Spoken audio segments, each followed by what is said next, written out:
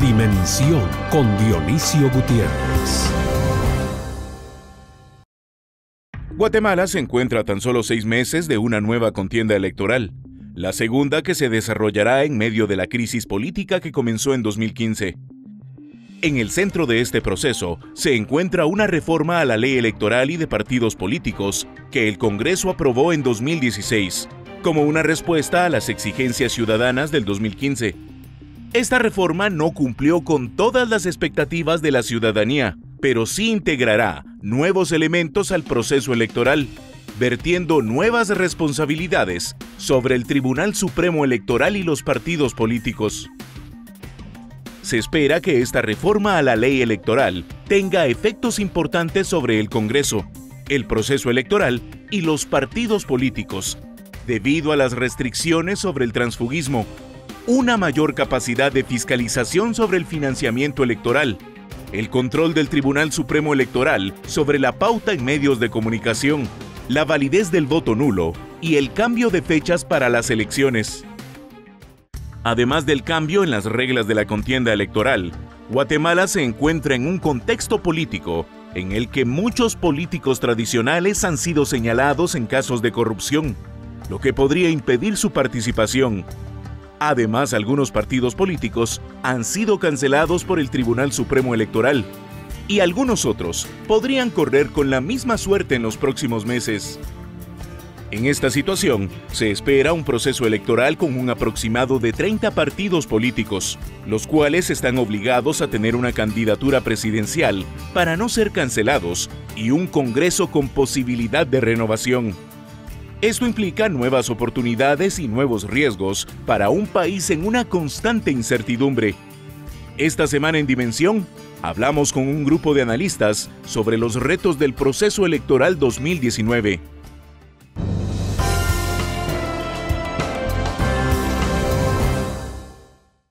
Estamos a pocos meses de iniciar el proceso electoral del año 2019 y hoy queremos discutir sobre cuáles van a ser los desafíos y los posibles escenarios para este proceso electoral. Tenemos a 3 analistas. En primer lugar, al licenciado José Carlos Sanabria, analista político, al licenciado Philippe Chicola, también analista político, y al licenciado Elvin Díaz, director del Instituto de Estudios Comparados en Ciencias Penales de Guatemala. Estamos realmente a pocos meses de un proceso que pareciera que va a ser atípico, porque lo que tenemos es que pues, se hicieron reformas a la ley electoral y de partidos políticos y también estamos en un contexto político bastante enrarecido, podríamos decir, por todo lo que ha pasado en los últimos 3 años. Y en ese contexto y en ese escenario quisiera preguntarles, ¿cuál creen ustedes que podríamos o cuáles son los escenarios que podríamos vislumbrar para estas elecciones? ¿Cuáles son las dificultades que va a afrontar el Tribunal Supremo Electoral, por ejemplo? Licenciado Chicola, empezamos con usted. Bueno, recordemos que hay, diría yo, una transición del modelo político electoral en Guatemala. ¿Por qué? Porque históricamente hasta las elecciones del 2011 hubo una forma de ganar elecciones en el país. Ganar elecciones en Guatemala implicaba hacer mucha inversión en campaña electoral, implicaba también robarse la salida de la campaña electoral, o sea, había campaña anticipada, implicaba tener acceso a mucha televisión, o sea, si yo no estaba en televisión, yo no era competitivo, implicaba también ser clientelar en el abordaje de la campaña, repartir bolsas, dádivas a potenciales electores. Y recordemos también que había una especie de norma no escrita que quien quedaba segundo lugar en la elección anterior se posicionaba para ser el favorito de cara a la siguiente elección. Pues resulta que todas esas prácticas tradicionales entraron en una especie de hiato en el año 2015 cuando las elecciones demostraron que no las ganó necesariamente quien más invirtió, quien era un candidato, Jimmy Morales, que no se le identificaba o no se le vinculaba como favorito hasta ya adentrado el proceso electoral, que no tuvo mucho acceso a televisión hasta la segunda vuelta, con un partido muy débil, con poca estructura territorial y sin mucha capacidad de generar clientelismo. Y entonces así es como gana Jimmy Morales. Entonces, digamos que el momento extraño, atípico en el que se encuentran los partidos políticos, digamos, la dinámica electoral en el país, es que los partidos no tienen clara qué receta utilizar. Se casan con la vieja receta de clientelismo, publicidad, inversiones altas, o apuestan por esta receta atípica que llevó a Morales a la presidencia.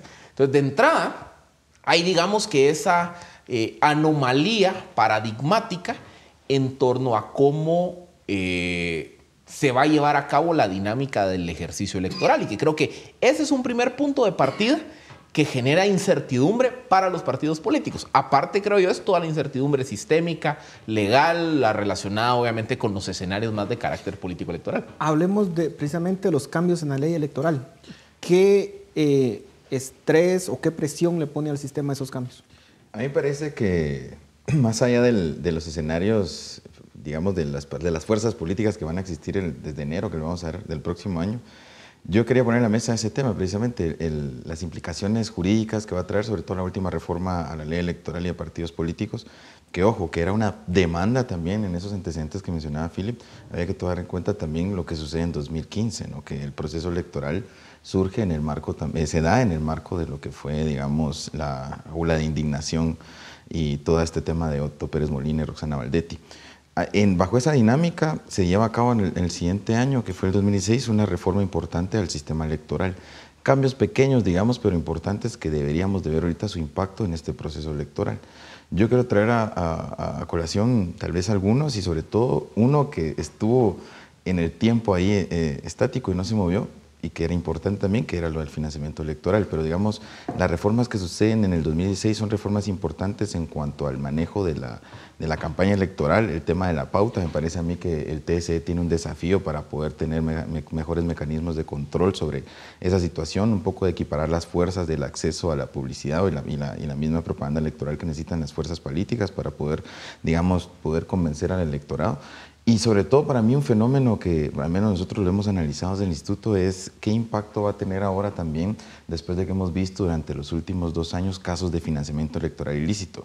O sea, la situación va a ser alarmante ahora en el sentido de ver campañas, pues creo yo, más modestas, campañas. Ahora habrá que ver también el impacto que van a tener, sobre todo las redes sociales, y va a ser el medio donde se va a encontrar, digamos, una facilidad para eso.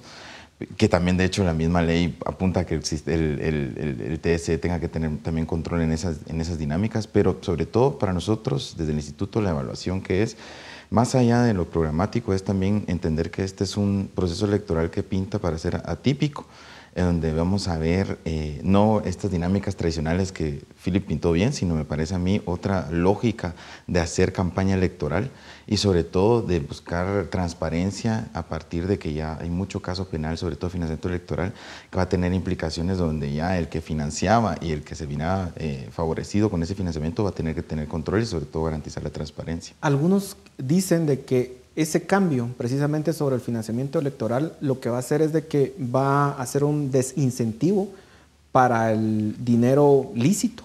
Y lo que va a pasar es de que los partidos podrían tomar mano más del dinero ilícito. Háblese del narcotráfico y de otras fuentes oscuras.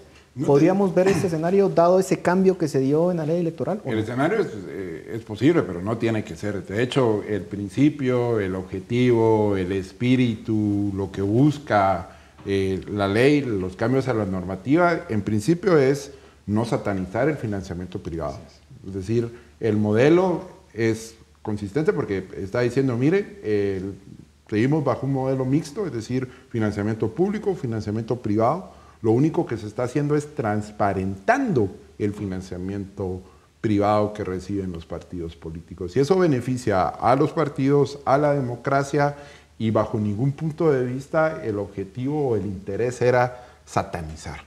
Evidentemente el argumento es bastante débil porque el financiamiento ilícito iba a estar presente en esta o en cualquier otra normativa, si el deseo es utilizar financiamiento. De hecho, se parte del supuesto que siempre la normativa que regula el financiamiento que reciben los partidos, no solo en Guatemala, sino en el mundo, va como que un paso atrás de las prácticas que regularmente los políticos buscan para tratar de agenciarse, aquellos que desean agenciarse de esa manera, porque no son todos, de agenciarse de maneras ilegales o con recursos. Pero sí creo que es importante enfatizar que bajo ningún punto de vista normas que busquen transparentar y fiscalizar el dinero que utilizan los partidos políticos tienen el objetivo de desincentivar. Eso para mí es un contrasentido en un contexto de una democracia en donde necesitamos no solo transparentar eso, sino transparentar todo, por el impacto que esto tiene en la corrupción en el sistema. Y luego recordemos también otro elemento, y es que dentro de los ingredientes de la reforma del año 2016 se constituye la unidad de fiscalización financiera del Tribunal Supremo Electoral hacia los partidos políticos. Yo creo que ese es un dato muy relevante para combatir, digamos, que esa otra fuente de financiamiento, la ilícita. Y recordemos que aquí el problema ha sido que ha habido financiamiento lícito anónimo y el financiamiento de fuentes abiertamente ilícitas. El financiamiento ilícito también hay que entender que fluía a los partidos políticos por otros caminos. Generalmente financiamiento ilícito de fuentes ilícitas lo encontramos a nivel local. Muchas veces no se bancariza. Obviamente, si no se bancariza, no ingresa a los registros financieros del partido político. Entonces, ¿cómo combato ese tipo de financiamiento? Ese tipo de financiamiento se combate in situ. ¿Cómo? Que la unidad de fiscalización financiera del Tribunal Supremo Electoral pueda realizar cotejos de los gastos del partido a nivel de toda la estructura organizacional versus los reportes del partido. Por ejemplo, que el tribunal pueda cruzar datos de mitines. ¿Cuántos mitines realizó el partido? Costo estimado de los mitines. Versus cuánto reportó el partido en gastos de mitines y movilización. Y acuérdense que ahora el tribunal tiene también la capacidad de hacer estimados de gasto. El tribunal puede ir a un mitin y decir, mire, entre la tarima, el grupo de música, la logística, etcétera, etcétera, yo estimo que el mitin le costó 100. Y el partido resulta que no me lo reportó. Entonces, ahora el tribunal va a tener los mecanismos legales para generar una sanción sobre esa anomalía. Y así es como se va a poder combatir, digamos, que esa penetración del dinero ilícito que entraba básicamente a nivel de base en la estructura partidaria. Pero, licenciado Chicola, ahí la pregunta es, ¿tiene el Tribunal Supremo Electoral la capacidad de poder fiscalizar 340 municipios con todas las aldeas que eso tiene, digamos, territorialmente? Es un despliegue enorme. Se nos terminó el tiempo en este segmento. Continuamos en Dimensión.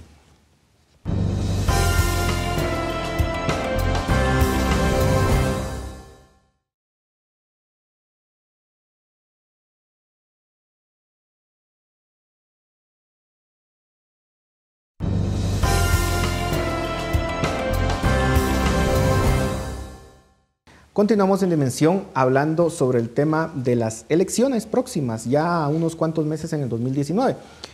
El licenciado Chicola decía de que el Tribunal Supremo Electoral puede hacer ciertas estimaciones y ciertas fiscalizaciones. El cuestionamiento a eso sería, ¿tiene la capacidad el Tribunal Supremo Electoral de fiscalizar 340 municipios, las aldeas, todos los mitines que eso implica? ¿Y no será que tal y como usted lo decía, lo que va a pasar es de que quienes están fuera del radar, es decir, todos estos candidatos que están en el interior son los que van a pasar fuera del radar y los que van a ser más visibles, posiblemente candidatos presidenciales, son los que van a tener más limitado esto? ¿Es así o no? Es que al hablar de capacidad hay que, digamos que dividirla entre capacidad legal, administrativa y operativa. Antes del 2015 no había capacidad de nada. La reforma del 2016 le crea la capacidad legal, porque crea una unidad dirigida precisamente para ese propósito. La cosa es la capacidad operativa. Y la administrativa. Y esa la respuesta es, no sé, por una muy sencilla razón. Porque el tribunal está en el proceso de constituir esa unidad. Y esa unidad la vamos a ver o la vamos a poder juzgar hasta que ya esté en el terreno.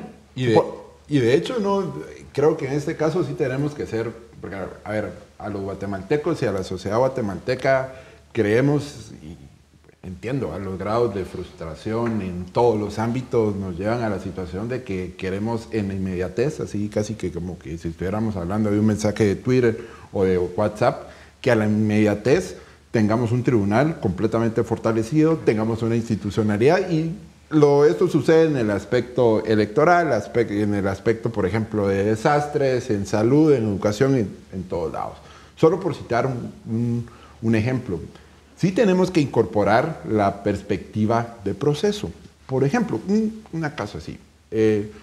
Los elementos que fueron presentados en este mismo ámbito, en contra del PP, líder, la UNE y el FCN, que fueron los hallazgos estos de financiamiento electoral ilícito que el tribunal presentó y que ya canceló 2 de ellos y los otros van en camino, estos son productos de reformas que se hicieron en el 2006, que se empezaron a implementar en el 2007, pasó el 2011 y fue hasta el 2015 que el sistema ya empezó a generar sus resultados. Entonces también, vean, tenemos una institucionalidad frágil, débil en muchos aspectos y a veces queremos que utilizando analogías del mundial, esperamos que una selección como la de Guatemala llegue a competir como una selección brasileña o como una selección croata que en este momento está, bueno, hoy disputó la final.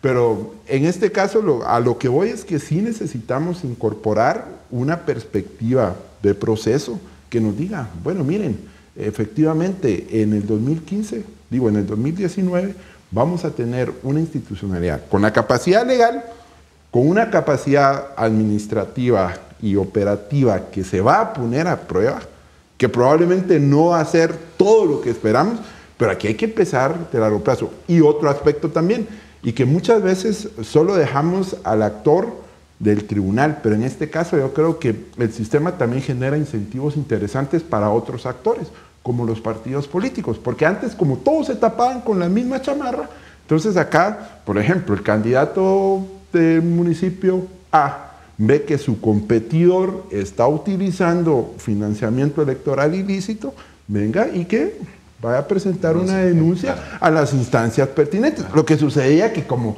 antes él lo hacía, el otro también, entonces y no había posibilidades que se fuera a castigar aquí ese comportamiento. nos tapamos todos con la misma chamarra. Entonces sí creo que el modelo no solo es responsabilidad del tribunal, sino de todos los actores. Yo creo que José Carlos lo dijo bien, nadie está satanizando el financiamiento. De hecho, es una reforma, los tipos penales de financiamiento electoral y financiamiento electoral ilícito que están en el Código Penal no fueron reformados en el 2016, vienen desde hace ya 9 años de haberse aprobado esa reforma por parte del Congreso.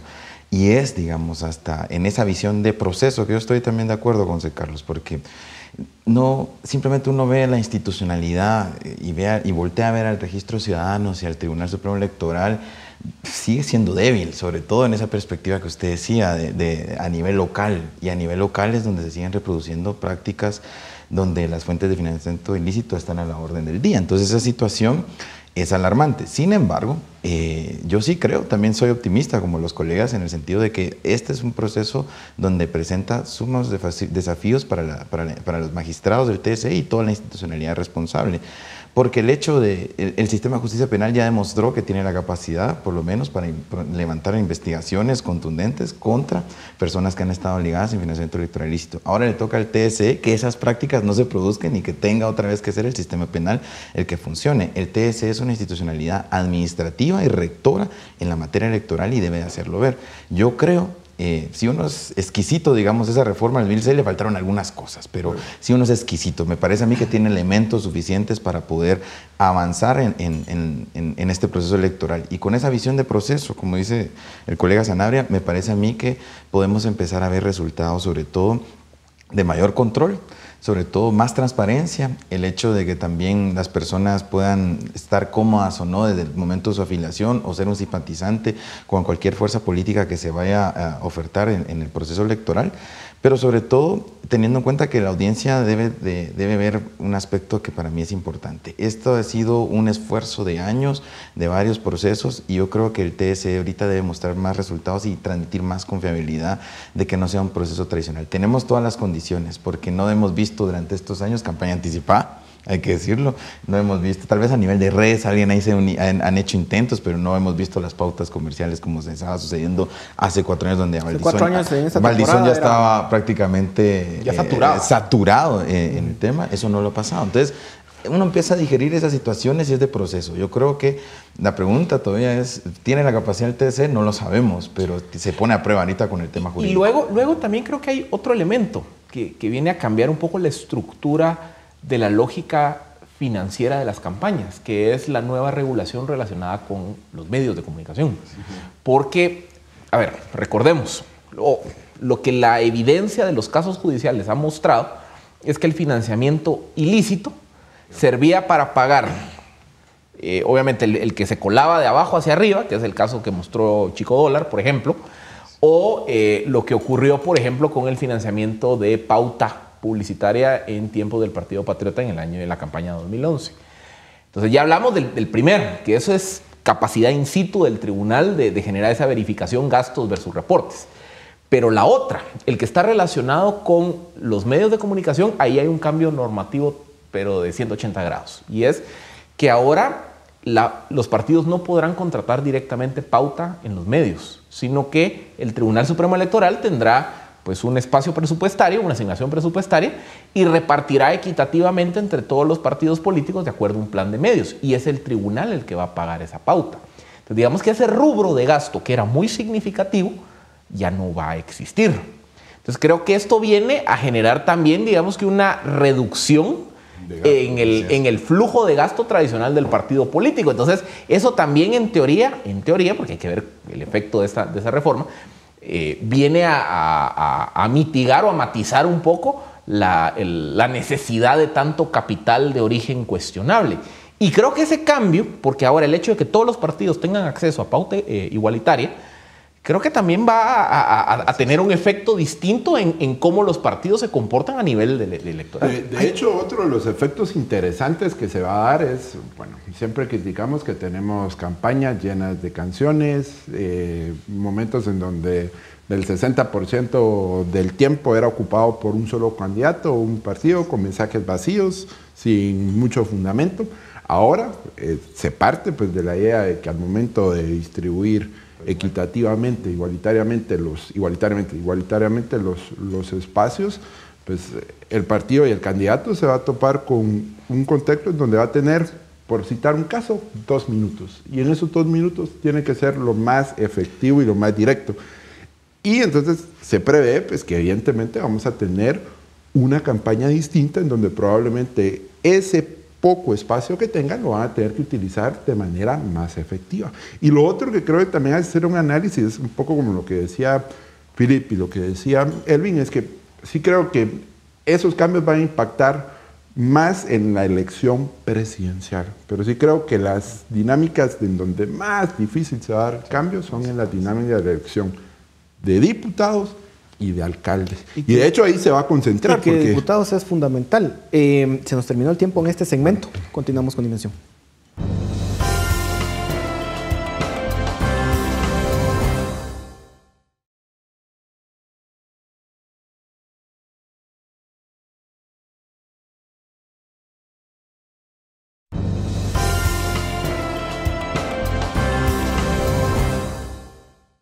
Continuamos en Dimensión hablando sobre el proceso electoral del 2019. Algunos ven en toda esta reforma incertidumbre y de hecho plantean de que se pudiera pensar de que van a haber impugnaciones y de que va a haber más que una guerra, digamos, a nivel mediático, como lo hemos visto, una guerra jurídica en el sentido de ciertas impugnaciones porque aquel está faltando a la ley y que eso vaya a generar ruido. De hecho, veo que ustedes son bastante optimistas respecto a estos cambios. Otros lo ven más con cierta incertidumbre. ¿Ven ese escenario negativo o no? Yo sí creo que esas prácticas, vamos a ver, hay que distinguir, digamos, el campo judicial, jurídico, que lamentablemente tenemos un problema normativo ahí, a mi juicio, es una opinión muy personal, de que, por ejemplo, bajo esa gran premisa de que no hay materia susceptible que no sea objetable por amparo, entonces lo que tenemos es un tribunal electoral no supremo, ¿verdad? Porque al final del día sus decisiones van a ser judicializadas, algunas, y las hemos visto reiteradamente en procesos electorales anteriores. Entonces, esa situación está fuera, digamos, de las posibles dimensiones que va a tomar el nuevo proceso electoral con las últimas reformas que se hicieron a la ley en el 2016. Yo entiendo la incertidumbre y el escepticismo que pueda existir en buena parte de la población, pero porque también acá está en juego otro tema, y no es el proceso electoral ni la normativa electoral, sino es también la creencia en la política. O sea, eso también está en juego, sobre todo que la apatía y esa anomia, por decirlo así, del guatemalteco frente a las fuerzas políticas que se van a estar ofreciendo en este proceso electoral, pues no sé qué simpatía puedan generar. Yo veo ahí un escepticismo en esa materia. En el tema electoral, yo creo que los expertos y los que hemos estudiado el tema, podemos ver medidas, tal vez no las mejores, pero sí medidas que puedan contribuir sobre todo a tener mayores controles. Hemos visto ya sus primeros resultados, es lo que estábamos hablando en el segmento anterior. A nivel presidencial, yo creo que es donde más impacto, la elección presidencial es donde más impacto va a tener. El desafío va a seguir siendo ver la fiscalización más local en el momento de elección de diputados distritales y sobre todo de consejos municipales y alcaldes. Entonces, hay que distinguirlo porque son dos situaciones muy distintas. Y responder a la pregunta, las impugnaciones las vamos a tener a la orden del día. Desde una perspectiva positiva, solo voy a traer a colación una situación que se daba antes. Ahora vamos a tener, con la normativa vigente, mal que bien, vamos a tener auditadas las candidaturas y las elecciones a nivel municipal y departamental. Antes no lo teníamos. Simplemente no teníamos ni los elementos jurídicos, mucho menos los administrativos, ni los logísticos. No estaba presente. Entonces, imaginémonos solo las 8 elecciones anteriores se dieron en un contexto en donde el candidato, porque muchas veces el candidato no estaba ni siquiera afiliado al partido político, yo estoy hablando de candidatos, diputados y alcaldes, no reportaban ni siquiera un centavo de las campañas que realizaban. Entonces ahora vamos a tener un contexto en donde, independientemente esté el candidato inscrito o no inscrito, afiliado o no afiliado al partido político, va a tener que reportar los gastos que tiene. Y luego yo sí veo un cambio de dinámica a nivel de las elecciones de diputación. Por un efecto de la reforma, y que ese efecto creo que es el que va a estar sujeto a la mayor discusión jurídica de impugnación, que es la prohibición del transfugismo. Y ya empezó, ¿Más de 80 diputados estarían fuera? Porque, a ver, lo que ocurre es que la reforma de la ley electoral del 2016 prohíbe que diputados en activo se incorporen a otros partidos políticos. Entonces, eso automáticamente es problema para los diputados electos en el 2015 por Líder, por UNE, por PP, por UNE los que se cambiaron de partido, de ahí los que se fueron moviendo entre bancadas. Por ejemplo, 20 y tantos diputados de FCN no se podrían reelegir bajo esa normativa, hay algunos de todos, etcétera, etcétera. ¿Y si cancelan FCN? Serían los 37. Entonces, ¿qué ocurre? Hoy hay un bloque de 83 diputados y que potencialmente puede ser arriba de 90 si se materializa la cancelación de FCN, que no podrían participar en las elecciones del 2019. Y entonces, por eso es que estamos viendo varios esfuerzos por golpear esa norma. Uno, por reformarla.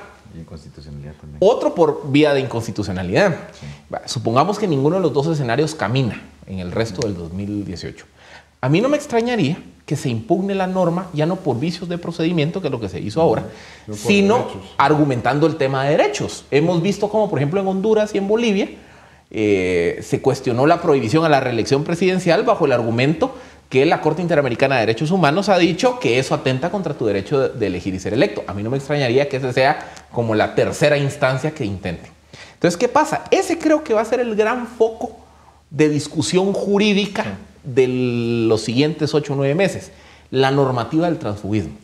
Si la normativa se sostiene tal y como está, que lo prohíbe, eso sí creo que cambia radicalmente la estructura electoral a nivel de diputaciones, por una muy sencilla razón, y aquí José Carlos me corregirá o me cuestionará el argumento. Los partidos en Guatemala operaban como franquicias. Entonces el partido iba, le tocaba la puerta al líder local y le decía, mira, administra mi marca. Y entonces el partido no construía organización. Hoy, bajo esta prohibición del transfugismo, resulta que esos líderes locales, o un grupo importante de líderes locales a nivel departamental, los diputados, no van a poder estar ahí para recibir y administrar la franquicia. Entonces, eso también, digamos, no solo la prohibición de reelegir a más de la mitad de los actuales diputados, sino que pone en entredicho el modelo tradicional de cómo se construye base organizativa en el partido. Por eso yo creo que ese va a ser el foco de discusión. Y de hecho yo sumaría un elemento más al escenario que vos estás planteando, Filipe, porque no solo veo el efecto del 205 TER, sino también veo el efecto que puede tener los requisitos de inscripción de candidatos, porque recordemos que también se modificaron los requisitos de inscripción de candidatos, y esos requisitos pueden afectar no solo candidaturas a nivel de diputados, sino a nivel local. Es decir, esa dinámica que planteó Philip se puede no solo poner sobre los 90, 95 diputados que se están hablando en la actualidad, si se cumplen ciertas condiciones, incluida, por ejemplo, una cancelación del FCN, sino también al momento de aplicar estos nuevos requisitos. Y eso creo que es bastante positivo, principalmente porque abre los espacios y permite que nuevas fuerzas políticas, nuevos liderazgos puedan florecer en los contextos departamentales y locales.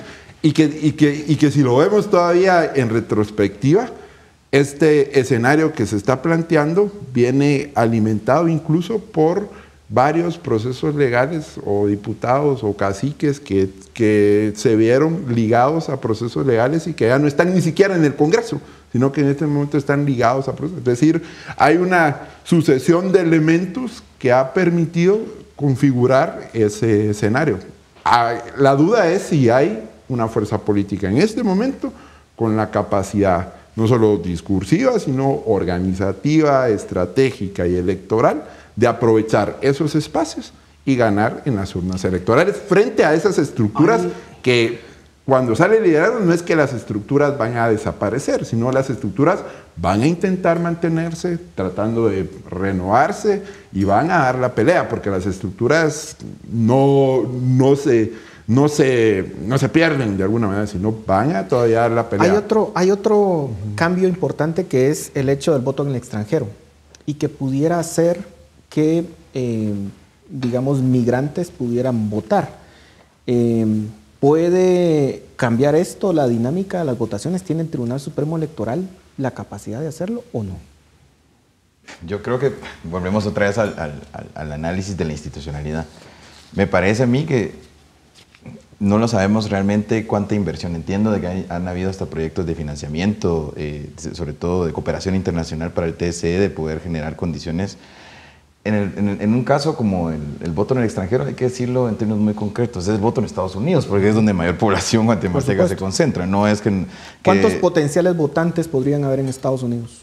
¿600,000? ¿700,000? Bueno, ese dato debería ya el TSE estar publicitándolo. Esa es información que creo que todavía no se ha hecho pública y sobre todo me parece a mí que el TSE tiene que generar confiabilidad no solo a lo interno del proceso, sino también con esa dinámica que la última reforma estableció, que el voto del extranjero, que ya lo tienen la mayoría de sistemas electorales, nosotros vamos a empezar a caminar hacia ese desafío. Me parece a mí que tiene que mostrar fuerza, sobre todo porque yo pensaría que la mayor concentración van a estar en el voto en el extranjero, en Estados Unidos precisamente, que es donde se concentra. Yo creo que es poder comparar nuestro sistema, de poder caminar a un derecho comparado como otros sistemas electorales, pero la institucionalidad nos sigue dando todavía muestras de por lo menos tener confiabilidad de qué pasos va a dar sobre ese tema. Yo no lo he visto, tal menos. Y yo creo que aquí, digamos, la discusión no es tanto del tribunal, porque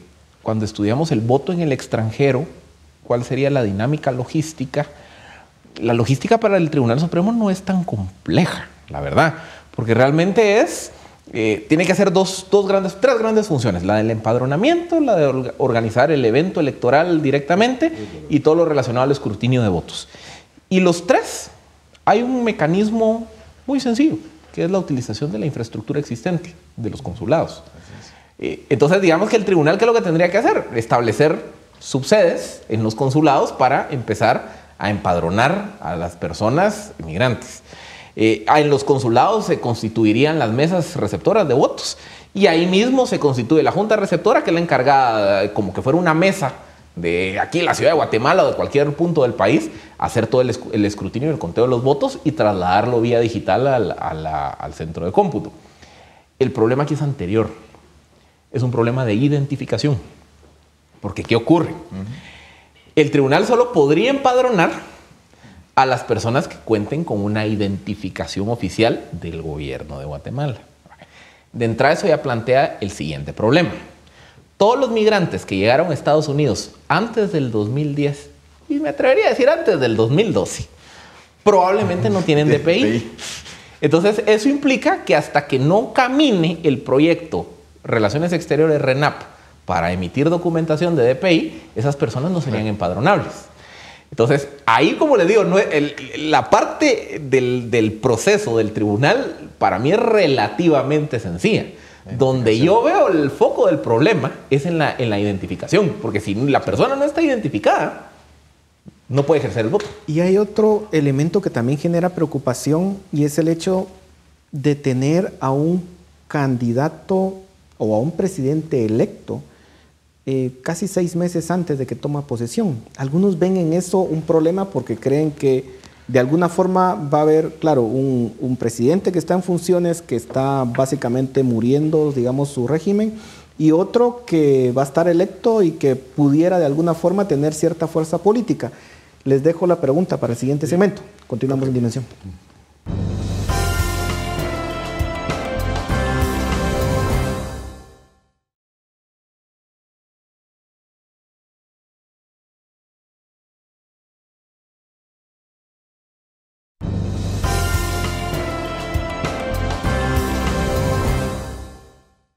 Llegamos al último segmento del programa de esta noche hablando sobre las elecciones del 2019. Yo les planteaba en el segmento anterior, ¿representa realmente un problema de legitimidad logístico, administrativo? No lo sé. Evalúen ustedes. El hecho de que tengamos un presidente electo y un presidente en funciones que está por tanto tiempo, digamos, esas dos figuras, ¿representa un problema o no? Yo creo que los problemas de gobernabilidad no solo necesariamente se pueden dar a nivel del Ejecutivo y a nivel del presidente, también a nivel de alcaldes, incluso a nivel de diputados. Legislativo. ¿Qué va a pasar en aquellos casos en donde, e incluso en los alcaldes es todavía peor, porque el presidente todavía tenemos una segunda vuelta que le da 2 meses más al presidente que está en funciones. En cambio, el alcalde va a estar electo en junio. Entonces, ¿qué va a suceder en función de contrataciones, en función de obras, en función de la dinámica política municipal en aquellos contextos, y que muchos no son necesariamente contextos conciliatorios, sino son contextos bastante tensos, de conflictividad, incluso de enfrentamiento directo, agresivo, violento, entre muchísimos de los candidatos de oposición que ganaron y van a estar 6 meses. Entonces, esto fue, yo recuerdo en las mesas de discusión de la reforma a la ley, elementos que se ponían sobre la mesa, no terminaron pesando más otros aspectos que venían un poco por la insatisfacción de la gente y la necesidad de que el voto nulo tuviera una validez dentro del sistema, porque también hay que recordar este elemento, ¿verdad? Porque el voto nulo no solo aplica para el presidente, ¿no? Sino podemos llegar a tener incluso un voto nulo en 40 municipios, en 12 departamentos. No sé, estoy planteando un poco escenarios así del libro de la ceguera o de la lucidez de José Saramago, ¿verdad? Pero esos escenarios también de que, por ejemplo, en ciertos municipios o distritos pueda ganar el voto nulo, no solo a nivel presidencial, se pueden dar. Hay algunos que argumentan que matemáticamente es imposible, que esto y lo otro, pero la posibilidad está ahí. Es decir, por ejemplo, poco le daban posibilidades a que Croacia llegara hoy a la final, y llegó.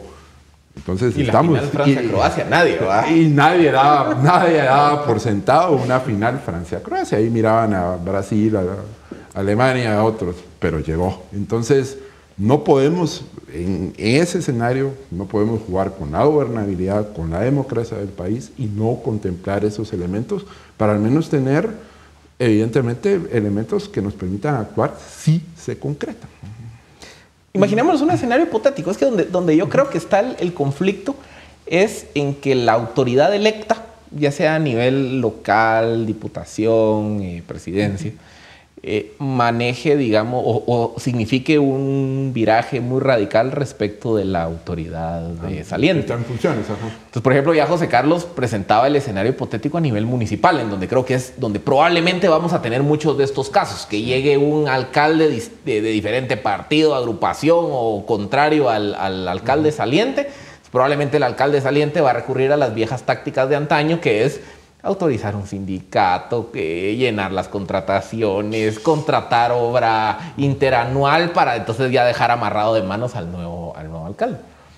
Pero los problemas de gobernabilidad entonces se generan cuando hay un choque de agendas. Y un caso hipotético.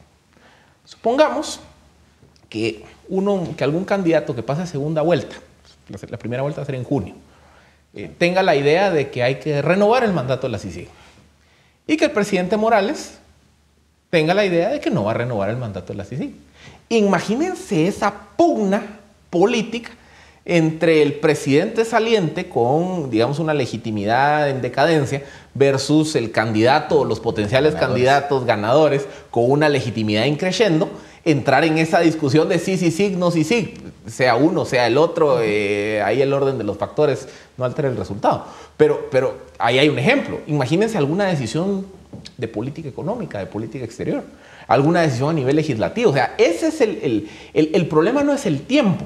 El problema es la divergencia que puede existir en materia de agendas. Y ahí sí creo que se puede generar un conflicto de gobernabilidad.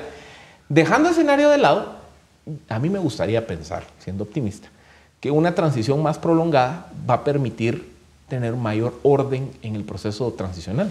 O sea, el gobierno de Jimmy Morales estaba confirmando su gabinete 2-3 días antes del 14 de enero, cuando sería, creo que, un ejercicio muy interesante tener un gabinete ya confirmado para ahí de septiembre-octubre y que los ministros que van a entrar junto a sus equipos puedan tomarse 2-3 meses de entrar a conocer las dinámicas de la cartera. Creo que eso aceleraría la capacidad del nuevo gobierno de ejecutar. De hecho, el aporte que quería traer a la mesa era ese, precisamente porque en las mesas de discusión lo del voto nulo, el voto en blanco era lo que estaba para ver qué dinámica se podía pasar en esos siguientes 6 meses. Y yo entiendo ahí el análisis de José Carlos, pero también las dinámicas que hemos visto, y ahí hay que ir también al derecho comparado, la experiencia comparada, es que estas transiciones son así. Veamos ahorita México también, o sea, se habla de ciertos meses donde la gente puede conocer al Consejo de Ministros, se puede tener ya la perspectiva de cómo se van a adueñar de cada una de las carteras. Esos márgenes de transición son importantes en los procesos democráticos una vez que ya está electo el presidente. Para mí, la crisis de gobernabilidad, yo sí no voy a dejar de decirlo porque creo que Philip lo puso en la mesa, y es qué va a suceder con un presidente con bastante legitimidad después de tener muchos votos o haya sido arrollador, imaginemos ese escenario, o una segunda vuelta, dos candidatos fuertes, pensando en que la papa caliente va a ser, digamos, la renovación del mandato de CICIG. Y a todas luces tenemos un presidente que ya lo ha dicho y ha hecho todo lo posible porque, y decisión que está en él, exclusiva, de no hacerlo, de no renovar el mandato de CICIG. Esa es una situación que puede generar crisis de gobernabilidad también en ese momento, de un timoneo entre las dos fuerzas, sobre todo uno que ya está prácticamente saliendo y con serias dificultades en materia de legitimidad y mucho desacreditamiento. Pero habría que pensar, si uno sigue dotando al optimismo, digamos, de lo que va a ser el proceso electoral 2019, que esos 6 meses sean 6 meses razonables para una transición. Ojo, también debería ser a nivel local, porque, digamos, las comunas o las municipalidades van en ese sentido también de posiblemente una transición ordenada, de conocer prácticamente la institucionalidad que se va a asumir. Yo pensaría que debería ser para eso, pero hay estos factores que han sacado ahora los colegas, son importantes. Se nos está terminando el tiempo, así que vamos rápidamente. Yo comparto el análisis que usted hace, Erwin y Philip, pero creo que hay algunos supuestos.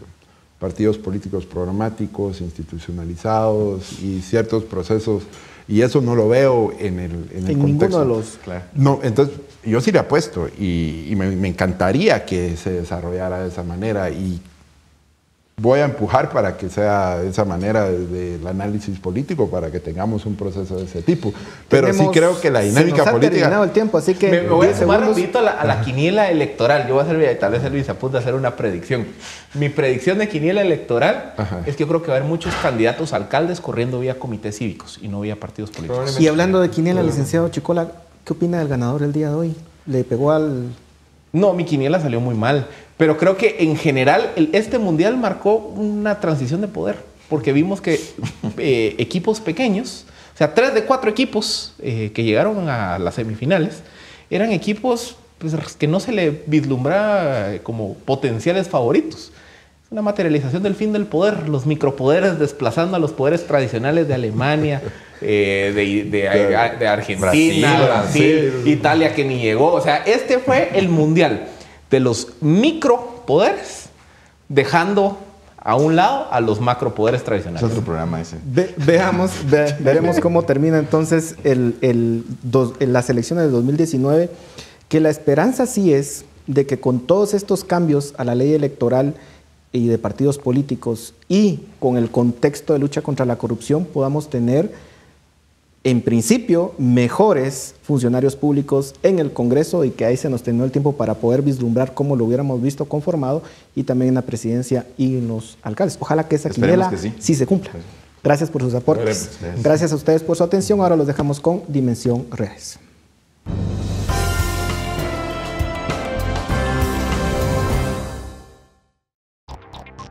Preguntamos a nuestros amigos por redes sociales, ¿cuáles son los retos más importantes del proceso electoral 2019? En Facebook, Carlos Antonio Villacorta respondió: 33 partidos políticos inscritos, políticos reciclados, control del financiamiento. Tenemos un diputado sentenciado por narcotráfico en los Estados Unidos de América. ¿Cómo puede ser honorable diputado? ¿A quién inscribió y pertenece el partido? Julio Roberto Chart agregó: el reto más importante es encontrar un candidato por quien se pueda votar entre todos los impresentables que ya van a aparecer photoshopeados dando su mejor sonrisa.